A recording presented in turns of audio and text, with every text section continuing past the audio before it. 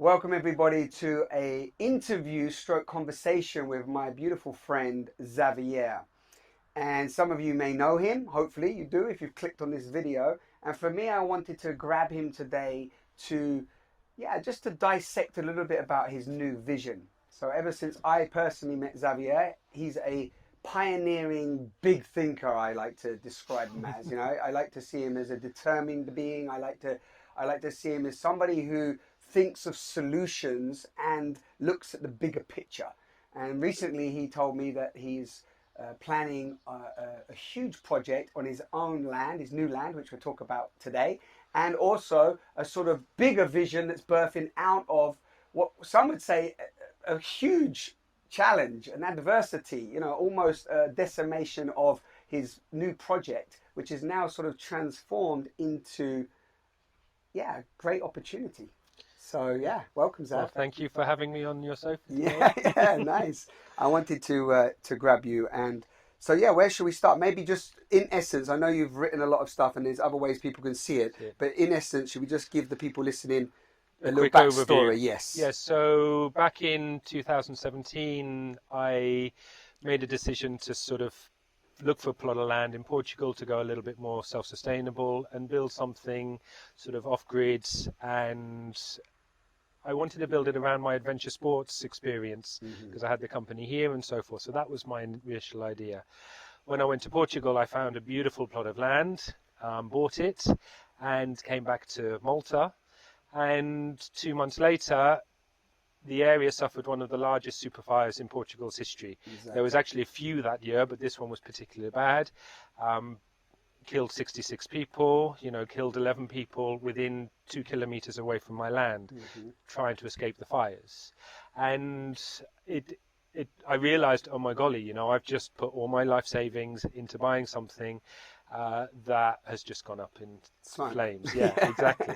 And it wasn't until July that I was going back to the land. I had no idea I was going to find, and I'd been there with my partner and my father a couple of months before, and it was this beautiful lush green, and to me it looked vibrant, it looked green, it looked beautiful, it looked healthy, and I drove through this forest and it looked amazing. I came back and it was basically like a giant graveyard. Huge eucalyptus tree trunks just standing vertical, no branches, no leaves, and just hectares upon hectares, thousands of square meters of land just decimated and ruined. And then when I got to my land, I drove over the brill, and there was just this little green oasis, and the heart of my land didn't get touched. The borders, yes, but the heart of the land didn't get touched. So I was like, breathe in. But then, I was like, really? Like, what's the issues here?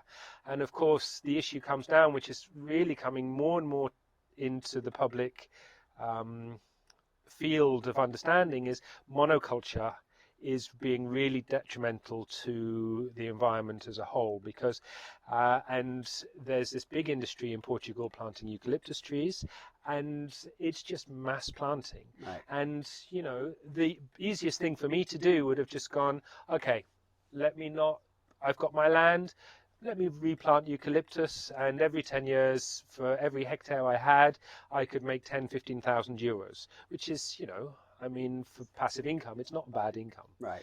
But that's not what I wanted to do. So I started speaking to the neighbors, started doing things, and really understanding the depth of the issues. Right. So what I did, I had the money to renovate my property, build my house and stuff like this, but I realized that, I could do all of my work, and in 2 years' time, another fire comes through, or 3 years' time, and just destroy everything. Yeah. So what I did was I took all the money that I had left over, and I bought as much land as I could afford around my plot. So I went from having a 3-4 hectare plot, and now with help of my family, we've gone up to 15 hectares. And we've started this big eco-restoration, properly ground up. The first thing we did was we brought the bulldozers in, and because we had to clear the eucalyptus roots, and we took all of those roots out and we buried everything to trap the carbon, and now we're left with this blank canvas that we need to start to regenerate. Right. And I've been working in permaculture. I've been working in natural eco buildings and doing stuff pretty much since I was 13 years old. I had a beautiful teacher at school who was very passionate about this, and he introduced me to this whole alternative living with the land. So I've always had that passion throughout my life, and so I really started looking at it from this angle. And then I met with my friend, and you've met him. You had a retreat there, Of course, Miguel, yes. at Gravito, and he is another pioneer. He's another big thinker, Yes. and it was you who recommended me to go and meet him because he said this is a person that can actually push you. And I remember that conversation with you very vividly, and we just started talking, and we started thinking, and out of these discussions, out of looking at the problems, we have come up with a potential solution. Maybe it's not the solution, but it is a really viable solution, which is to reintroduce biodiversity back into the land. Beautiful. And to plant a combination of agro-food forestry and indigenous trees in harmony and balance. So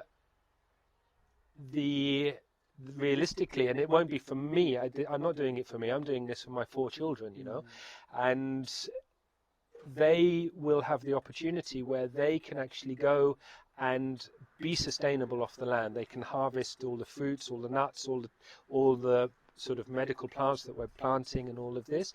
They can have those. But at the same time, we're planting the indigenous cork oaks, the indigenous trees that in 30, 40, 50 years' time will also be able to, 1, create crops, and 2, have a sustainable forestry around them. And the aim of this and the projects that we're trying to do is just to show that there are other ways to make an income from the land rather than just mass planting a single type of tree. Yeah, and not being concerned with actually the impact that it's having on the whole ecosystem. Yes. Because that's what's happening, right? That's like an industry standard. We can plant these eucalyptus trees and we can make money. Yes. Right? And then every time the fires come, they're the ones that create the ripple. Well, the eucalyptus tree is the tree of fire. It doesn't actually get affected by the fires. I mean, the existing trunks and the existing branches will get burnt out. Right. But from a point of view of cellulose and paper industry, they can be harvested. They're not as good, but they can still be used for the industry. But what happens is they start sprouting straight away. A eucalyptus tree has sort of a 7 cycle, 10-year period. So every 10 years you can harvest a eucalyptus tree and it will regrow. And you can do that 6 or 7 times from the same rootstock. Wow.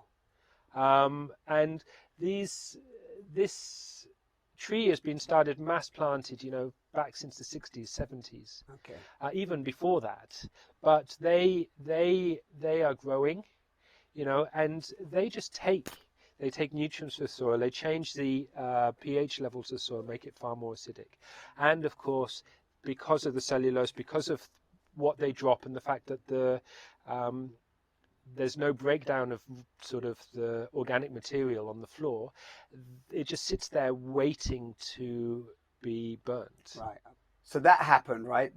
You went back there, you realized that, and then this idea of seeing how can I turn this challenge into a opportunity, right? Yeah. And so you invested some more pretty much was able to raise some more money on investment. You've done that, and now you're at a stage where you need to plant trees and you need to invite support for that, right? So let's talk a little bit about that, right? How many trees do you want to plant? Yeah, and what's the intention with that first? Yeah. Okay, so we have been blessed as investors. I mean, at the beginning of this year, someone sponsored us €45,000 to buy some earth moving machines. We got a JCB and a digger, and this has really propelled the project. We weren't planning to plant this season because we've been doing everything by hand, but this has propelled us, and we now are in a position where we've prepared the ground to plant. Perfect. The way we want to do it is we want to plant 4,000 trees. Now, if we were planting eucalyptus, that would be easy because it would cost, I buy them for 50 cents a tree. and you put them in the ground and it's done. But because we're doing this, we want to plant over 100 different species of trees, shrubs, and bushes and medicinal herbs and things into the ground. So some of the trees that we're buying are 40, 50 euros. Some of the trees that we're buying are 50 cents. So, you know, we have this big range. So, and the way we've worked it out is because we're doing it in syntropic lines, which is a system that's been developed by a German, Ernest Gost, and he has created the system which is looking at different stratas. So the planting density is much closer together. You know, you're planting a shrub and a tree and a bush within 40 centimeters of each other. So over a 10 meter length, we're planting 24 trees or shrubs and bushes. Because what we're doing, if you look at nature and you look at forests, they're not linear. They're not just these sort of standardized heights. You have different trees and shrubs filling every different level. So this is what we're doing. We've got our area specific experts who know their knowledge here. We have to employ them. So they say, yes, you've got to plant this tree next to this tree, next to this tree, next to this tree. So we are doing it very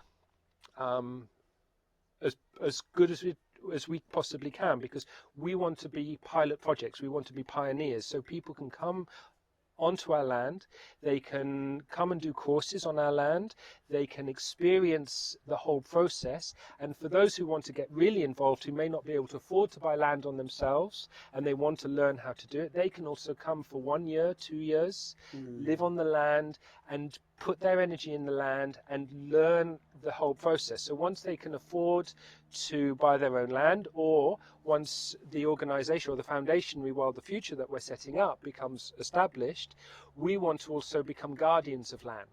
So once we get guardianship, we then have the opportunity that the people who get involved in our project now will be able to move and become guardians of other plots of land as the movement grows. Beautiful. So in terms of from the crowdfunding perspective of the stage you're at right now, what is it that what do you need right now? Of course, you need some people to invest and buy the trees, right? That's the next stage. That's the next stage. So it's not just about planting trees. Exactly. That's what I want to point to. We've done the groundwork. And just one thing I want to jump in there, as our good friend Pepe says, is everybody wants to plant trees and think that, we're just going to plant a tree. But actually a tree, which I also want you to talk about, a tree, you could say, is a living entity which needs nurture, which needs care, which needs to be looked after. And so many people think, I invested in planting the tree over there, and then you don't know who the people are that's taking care of it, whether that tree's even going to live. Right? So maybe talk a little bit about that. This is something that, from my research and from my experience in the last 3 years of learning about this, is scientists are now understanding that mass tree planting is not working. Right. Because you need good quality soil, you need water, you need someone who is actually going to make sure it doesn't get care. It needs care. Yeah. Exactly. It needs love. Yes. And it's not just about sticking a tree in the ground and saying, okay, that's going to work, and that's going to survive. Which I did do on a project, by the way, and a year later it died. Yeah, that's it. And they was like, let's come in. We had this whole day out planting trees. It was beautiful. It was fun. It was a beautiful day out. But ultimately it was a waste because they just didn't live. And so what we are looking at a completely ground up solution. Now, we've done the groundworks. Yes. So we've prepared the soil, and the preparation of soil is removing the eucalyptus, because there's 3 ways to remove eucalyptus. You can use poison.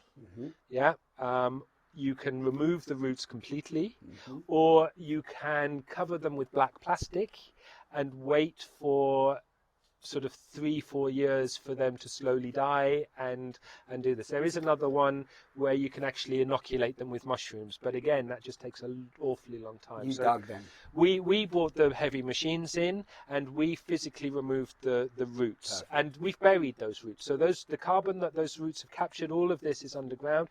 Those then will absorb water. And as it's hot, they will release that water moisture. And as the ground, so they will help with the whole system. And help nurture, which is what we're talking about, help nurture the tree's opportunity to live.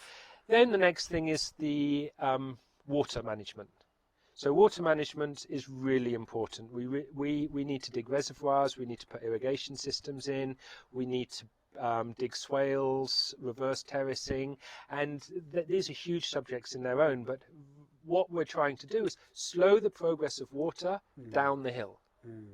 And at the same time, as we get more funding, as we sort of, the next stages go, we then need to invest in pumps that will pump water from our rivers and create this micro water cycle.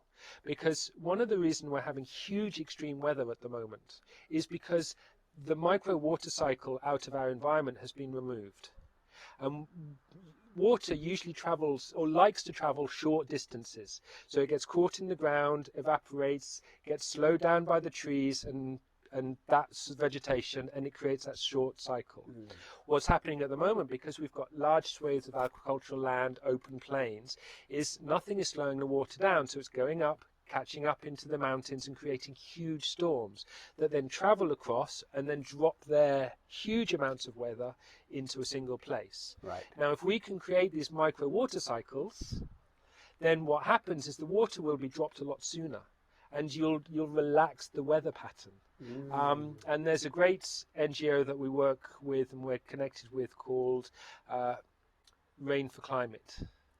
Beautiful. I never heard of it. And they really are something that I love this. What I'm just inspired by as you're talking, sorry, just to jump in there, but I love that, again, I know you're big in permaculture too, but just this idea of that nature shows us. Yes. That's what I'm hearing, Yeah. It's like, there's always these big problems, but when we actually look into nature, like yourself and others like you who really look at and live in with nature, you have a completely different way of engaging and seeing the cycles of what's happening in our ecosystems. And again, the solutions are the problems showing us the solution. Exactly. Yeah. And this is what I love. And this comes us to the next thing. Yeah, please. The soil. Right. The soil that we have on the land has been, is highly acidic. The eucalyptus trees has cellulose in it and has oils in it that actually restrict the growing of other plants. So what we then have to do is we then have to reintroduce good quality soil. Now we can't change the soil completely, because it'd be like making a house plant. You plant it in, it'll, like the tree for the first few years will have this wonderful soil, and then it'll hit this really bad quality soil and go, ooh, what's happened? So you've got to have this balance. So you need to take the existing soil and we need to add a lot of nutrient rich foods in it. So what we do is we add manure. We add biochar, which is basically charcoal that's gone through a whole process. We add a lot of wood chips, and we are lucky, like in the heart of our valley, we've got a lot of oak and willow and trees that are growing there that, again, haven't been managed for years and years and years. So they need to be pruned back. There's a lot of dead trees, there's a lot of trees falling over. So we take all of those branches, we've chopped them all up, we spend hours and hours turning those into wood chips, and then we mix them into the soil, we put them at the bottom. Then, of course, you need to mulch on top, so you use straw and grass. The famous mulch. Yeah, that's it. And then this whole process that we go through is hugely time consuming, it's hugely, labor intensive. Yeah, just an important point now. You need people to help you do we this. We need lots of volunteers. We call for volunteers all the time, and we offer the opportunity for people to come on the land and get involved in the project. And one of the things that we want to do, because we know that we want to give back.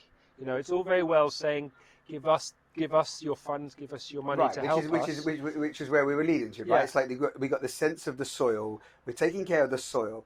We're cutting back everything that was there before that we no longer need. You're going to give these beautiful 4,000 trees, shrubs, bushes the greatest potential of their growth. Yeah. Then within that, through this stage and the next stages coming, you're going to bring in the opportunity for re-education. Re-education. And this is it. How do we actually solve the problem? Right. The bigger problem that can actually be replicated as a sort of a blueprint to spread around Portugal and the world, right? Yeah, that's where we want to go. We really want it. We're starting in Portugal, but eventually in 5-10 years' time, we would love these communities all around the world to start taking place. And what you have is, we want to start these education centres. When we get the foundation up and running, which will hopefully happen this year, we are going to start looking at online education. So people can sit at home, they can start to do it. And if people donate, like if they donate €100, we're going to send out this big information pack, which will give them a very clear idea of what we've been discussing today in much more detail. It's like a 15-page information pack that gives the reasons why we're going through this process. Wonderful. Then we will, we want to give people the opportunity to learn online. But then we also will bring, 3-4 times a year, we'll bring experts onto our land, and we'll open it up for people to come and do courses to learn how to do it. Then from there, what we like, our dream as well, is people who start supporting this project. We want to sort of start creating a bit of a blockchain sort of currency exchange, where if you start helping us raise awareness, helping us, doing the courses, things like this, you will then start earning credits, which will then at some point, when we do actually secure large pieces of land to become guardians of, then we will sort of give those people who have supported the project the most, who want to get involved, the opportunity to become guardians of this land themselves. Wonderful. Yeah. So we really want to be the stepping stone to the larger picture. Yeah. So you're looking more for, like, I sort of see this idea of like elders, seedlings, guardians. Yes, it's beautiful if some people, are watching this talk, they're feeling you, they believe in you, they sense this vision and they want to be part of it. And that's what you actually wanted. It's like, yeah, okay, invest some money and plant a tree. That's one thing, but that's cool. Some people want to do that, but also you're inviting this invitation for this, like, longer term. Yeah, this almost co-creation of give and receive, and seeing and watching you document this as an onward opportunity for others to learn from, and then be part of that, and then even come to the land, experience the land, and so on and so forth. I mean, I have been trying. I mean, it's really hard when you're off grid, where you don't have electricity, you don't have this. I've really been trying to film every stage of my project, so people can actually see what is involved. Yeah. It's really difficult to do it as a YouTube channel, because of course it's a full-time job. Of course. And actually, before you go into that, I think we should sort of, as we're bringing it into a close, is actually, unless there was something you can weave it in with what you was about to say, but you spoke earlier about the sometimes the disillusionment of what it is to actually do something like this, and how people buy land often thinking, okay, I'm just going to buy land and I'm going to create community, or I'm going to create an education center or whatever, and actually what's required. And I feel that just for people listening, I think it's really important that, as we've seen with many pioneers and visionaries and ideas, and as I'm sure you're feeling today, Zav has a big ideas, and there's all these other things that pop off, and it can be cheap. Yes. Right? That's the bottom line. So maybe just talk a little bit to that, and how much you have dedicated in the last couple of years as well. I mean, I after selling my adventure sports company in Gozo, I did have a little bit of money, and then I found this plot of land in Portugal, which I bought. Since then, with all the other plots of land that we've bought and the money we've invested in, I have put more than double what I invested into the land just to get us to this point already. And not a lot has changed on the land, It's not more sustainable, it's not less sustainable. And the same with Gravito, when we calculated it the other day, but between us, we've invested almost €500,000, like €450,000 between us. Exactly. And that's a ridiculous amount of money to invest without actually getting anything back from it. Yeah. And this is why we're in the position we are, and this is why we are asking for help with this stage of the project. Yeah. To start to put the trees in the ground, and also to give you a little bit of also a bit of support, right? A bit of moral support, a bit of like, hey, this is possible. And I want to just bring up one thing, because when you say that, okay, it's a ridiculous amount to invest. Somebody listening who doesn't know you might think, well, yeah, well, you did invest it, and well, then that was crazy to invest. But it's not it's not a crazy investment, but it's the extent of what's required in order to do. It's not a crazy investment. I mean, we're looking at 7-generation plan. Exactly. We're not looking at a single generation Yes. plan. We are looking at a 7-generation plan. And this is really important. Yeah. Now, I'm not putting this in for, this is not my pension. This is my children's, this is my legacy to give to my children. You know, that is what I would love to do. And I hope that that I will leave that space better for them to enjoy for the rest of their lives and for their children, and then 7 generation. And so it's not a ridiculous amount of money, but in the short term, in terms of how somebody would normally invest something, thinking, I'm going to put this in and I want a return on the investment. Exactly. Right? But when we're looking at 7 generations and we're not actually looking at just what I can get, but what can I give? Often we are looking at like, wow, actually, it's that old saying, isn't it? I plant a tree. If I was going to die, what would I do? I'd plant a tree today, because it's not about me. Yeah. Right? That's the bottom line, right? And this is it. It is not about me. This is about giving back. And this is about changing the mindset. And it's really about changing the mindset of people. It's a reframe. It's not looking at the short-term gains. It's looking at the long-term goal. And if we think about it, if we think about some of the documentaries coming through at the moment, the big wave of permaculture spreading across the globe at the moment, which has been around for many years, but it's becoming more. I mention permaculture now to people, and actually people go, "Oh yeah, I've heard about that." Yes. I remember only 5 years ago you mentioned permaculture, and it was completely. Most people would say, "What's that?" And you have to break it down. And then I just watched this. Maybe this is a slight digress, but I just want to mention this in here for people listening. They might have seen it themselves, called Kiss the Ground. I watched it last night. It's a documentary, right, that just came out, and our friend Alex shared it with me. And again, this is a farmer that had a nightmare for a number of years, and then he's like, okay, we need to change the way we're doing things. And then he went and spoke to all these farmers, and these farmers, they've been doing it for so long, and although it's kind of knowledgeable what he's sharing, they're still like, oh no, can this make money? Can we change? So what I'm hearing you today is actually you're part of that consciousness that's coming in and saying, look, we can connect to the soil in a different way, which is I love that part.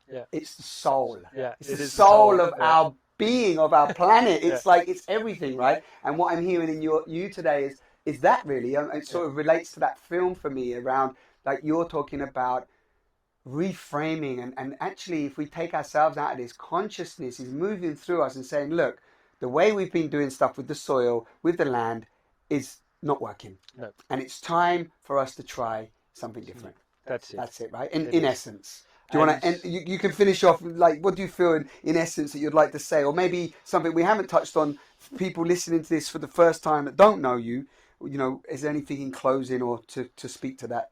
Yeah, I mean, I don't think we need to cover anything else, because realistically, we have covered the main essence. Exactly. I mean, at this stage, to take this project to the next level and give the opportunity for people to come and experience how to do it, to learn, now I need your help. This is the time for you guys out there to get involved. And, make the donations, what you can afford. It costs us, on average, €10 to regenerate 1 square meter of land. Wonderful. So that's the invitation on the crowdfund. That's it. And they can also find the crowdfunding campaign, read some more stuff, read a bit of your story if they need to. Exactly. Go on my YouTube channel and look at all the videos and really look at the whole story of how we've got to this point. Wonderful. And the same with Miguel and Gravito. It's really important just to understand what we're trying to achieve. And we have the tools, because this is the biggest thing, is the more I've looked into it, the more I find people are asking the same questions, and they need some direction. There's a lot of people who want to move into this field or want to support this movement, but they don't know how to do it. And we want to create a platform through Rewild The Future to give that opportunity and the tools to people so they can move forward. And you don't want to, you're doing it. We are doing it. Because you're actually in the mix of it, and you're dedicated to this, aren't you? This is what's driving you. And when you get your ideas into really commit, and you do 100%. I want to say as well, Zav almost gives 200%, sometimes at the detriment to himself. And I want to say that his commitment is you know, it's not half-hearted. So yeah, so there you go. For everyone listening, if you enjoyed this, I love what Zab just said there, is that I often hear the same thing, is that people don't actually need more knowledge, they need guidance Yep. now. Because the knowledge is out there, right? You can read books, you can get all this, but actually, who's doing it and is actually living it and can then pass on Share that that wisdom? knowledge. Yeah, Yes, you exactly. It share is that sharing. experience and go, hey, this is, you can do this too, and then support others to do the same. And again, it's sharing is caring. Yes. You know, sharing, you know, if you go on our crowdfunding, even if you don't want to donate, please share it to your friends, because there's people in there who will be interested in what we're trying to do to support it. Wonderful. And we want to share our knowledge. We want to share what we are learning, so we can spread this movement. Beautiful. That's it, isn't it? It is. Nothing else to say. Thank you so much. Thank you. And also thank you, because I got to know a bit more, because as much as you have told me, I didn't actually know as much work that you have done, and the bigger vision with Rewild in the future and so on. So it's a nice title. Yeah. So thank you, brother. My pleasure. Thank you everyone Thank for you. tuning in. Yes, you can, as always, go to the links underneath the video and explore a little bit more and get in contact with Zav. He's always there to answer questions, or will support that, right? You can Yes, yeah, take any absolutely. questions needed, fire them over.